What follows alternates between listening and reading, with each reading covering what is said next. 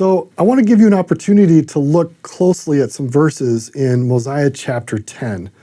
The English words that are used there are very interesting, particularly in verses 12 through 16. I want you to look for words that begin with the letters in English WR.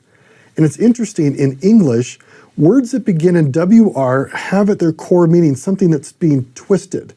And I've written a number of words up here, not that these actually show up in those verses, but I want you to look at these words in English. For example, the word wrong. That means something's been twisted out of place. Wrath, you've been twisted into anger.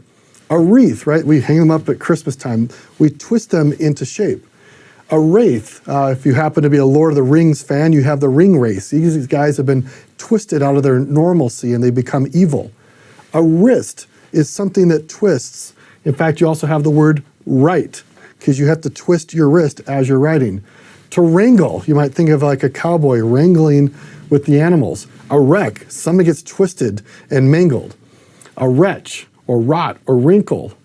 I need to add another word in here, wrath.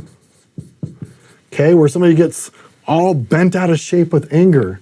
To writhe or wrinkle.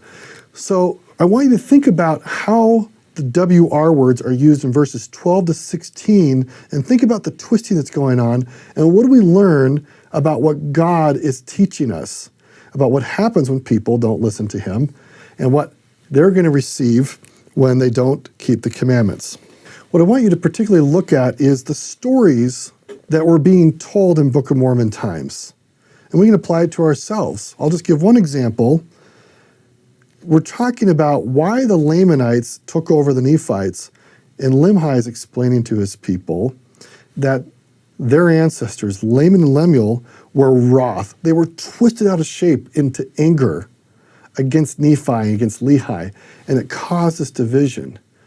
And that division, the stories that they told, ended up creating all this conflict. And so we might ask ourselves, what stories do we tell ourselves, about others? And are we allowing God's love to put us back into place instead of being twisted out of place because of our anger or a misunderstanding? And when we let God's love wash through us, we can be straightened out.